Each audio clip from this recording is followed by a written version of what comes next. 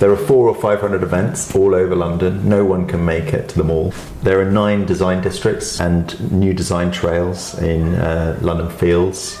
So, for example, Hoxton Radio near Shoreditch, there's a design triangle, and you'll see masses of little signs advertising the festival outside galleries, bookshops, designer studios, architectural practices, and a lot of them put on shows during the festival and invite people in to sort of demystify design.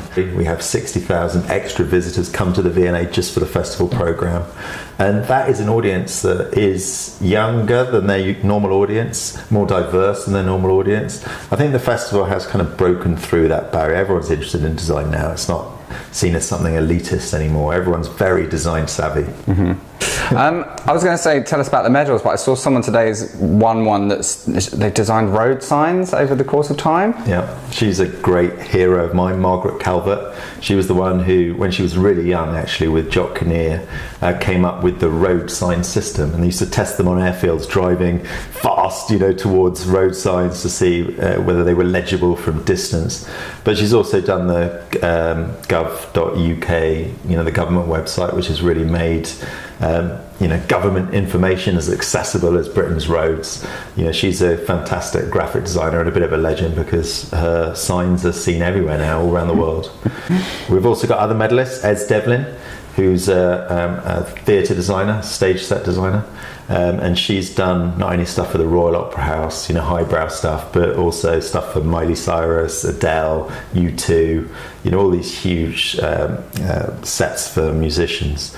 And she also did the closing ceremony for the London Olympics and the opening ceremony for the Rio Olympics. So she's also a bit of a star coming from London.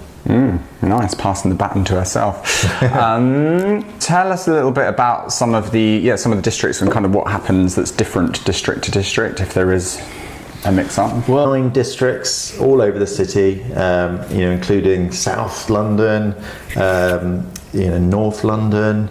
There's the Shoreditch Design Triangle, there's the Brompton District.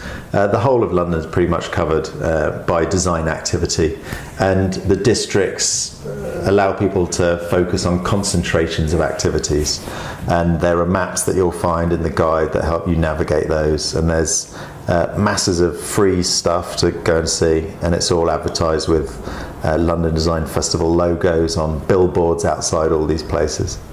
Any scoops for what's going to be happening for the late project at the V&A for the next period? I don't know yet what's going to be happening for the late programme, but we've got coming from within DAD in the department, we've got exhibitions about video games, about the future of design, massive stuff, and the Friday Lates are hugely popular, and they will continue once a month and continue to attract massive audiences. And if anyone hasn't been down to the V&A to see the new extension that Amanda Levitt's done on Exhibition Road, they really should. It's fantastic.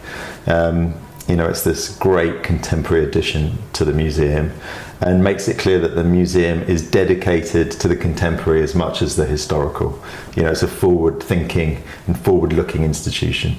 They hosted us once upon a time, so yeah, I'm a fan of the V&A. And Friday Lates. Yeah. Great, we'll have to host you again. And do you see just an extra buzz around people searching for and coming to places like the V&A after the design festival? Is there like a noticeable curve of interest for design?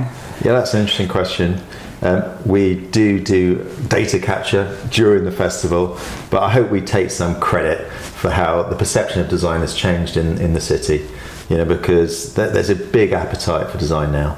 And architecture, and people, the contemporary, the contemporary world of architecture and design is something that isn't seen as elitist and abstract and something for other people, for wealthy people, but something that's accessible to everybody, and that's a part of your life, from clothes to what you have in your house to the restaurants you go to, the bars you go to. Design is everywhere around you in the city, and I think the Design Festival makes that clear, that design is a really broad field and something that's really exciting and more people should get into. It's a real shame that less people are studying design at school and university, and I think that's something that the new director of the V&A wants to champion, to try and change that image about design, because design is a massive growing business. The cultural industries are a huge economic generator in London, And design, some of the best, most interesting jobs are in design, and students really should be studying